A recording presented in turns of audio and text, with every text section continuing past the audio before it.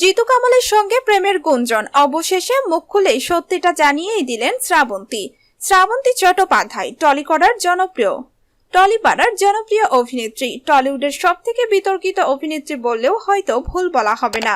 পরপর 3বার বিয়ে, সম্পর্ক ভেঙে যাওয়া সবকিছু নিয়ে চর্চায় থাকেন তিনি।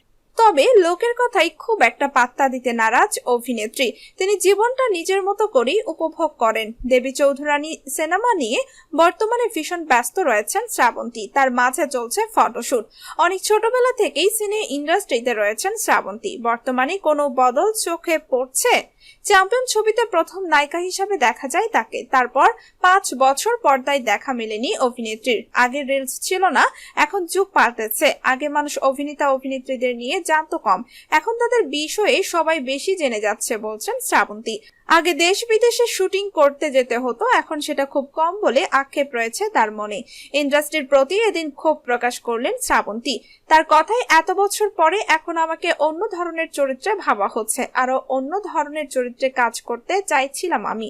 আমার পরিচালকদের উদ্দেশ্যে বলবো, আমাকে একটু এক্সপ্লোর করুন। তার কথায়, সকলের সঙ্গে আমার মোটামুটি ভালোই সম্পর্ক, তবে যে সুসম্পর্ক এর কথা বলা হচ্ছে আমি সেই পন্থা নিইনি কখনো। বাকিদের ব্যাপারে জানি না, যারা করেন সেটা তাদের ব্যক্তিগত বিষয়। ছবির জন্য পরিচালকের সঙ্গে সুসম্পর্ক রাখতে হয়, সেটা স্বীকার করলেন শ্রাবন্তী। অভিনেতা জিতু কমলের সঙ্গে প্রেম নিয়ে মুখ খুললেন শ্রাবন্তী চট্টোপাধ্যায়। তিনি বলেন, আমি নিজেই অবাক হয়ে যাচ্ছি নামটা শুনে। আরো অনেকের নাম জুড়ে দেয়া হয় আমার সঙ্গে। লোকে অনেক কিছুই ভাবে, আমি তো জানি সত্যিটা কি। প্রেম ভালোবাসা সবই অভিনয়কে ঘিরে। আমি এখন সিঙ্গেল।